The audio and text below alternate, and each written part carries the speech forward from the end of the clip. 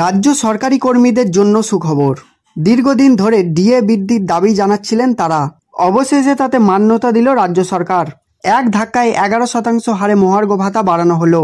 গত শুক্রবার ডিএ বৃদ্ধি সংক্রান্ত এই প্রস্তাবে সবুজ সংকেত দেন মুখ্যমন্ত্রী। এরপর উপমুখ্যমন্ত্রীর অনুমোদনের পর জারি করা হয় বিজ্ঞপ্তি।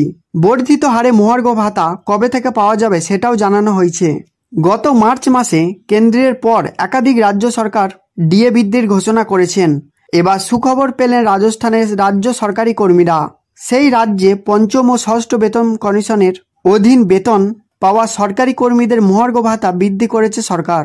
পঞ্চম বেতন কমিশনের অধীনে মাইনে পাওয়া কর্মীদের 11% হারে ও ষষ্ঠ বেতন কমিশনের অধীন মাইনে পাওয়া কর্মীদের 6% হারে ডিএ বাড়ানো হয়েছে। জানা যাচ্ছে পঞ্চম বেতন কমিশনের অধীন বেতন পাওয়া কর্মীরা এতদিন 455% হারে মহার্ঘ ভাতা পাচ্ছিলেন। এবার থেকে 466% হারে পাবেন।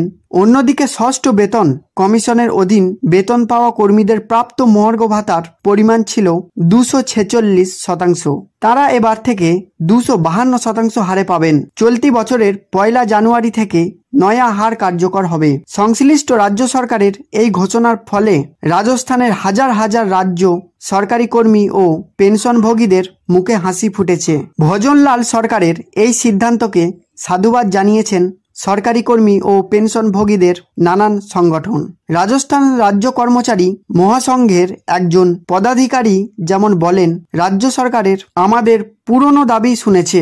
আমরা এই সিদ্ধান্তে কৃতজ্ঞ। আশা করছি এভাবেই সপ্তম বেতন কমিশনের অধীন বেতন পাওয়া কর্মীদের ডিএ নিয়েও শীঘ্রই সিদ্ধান্ত নেওয়া হবে।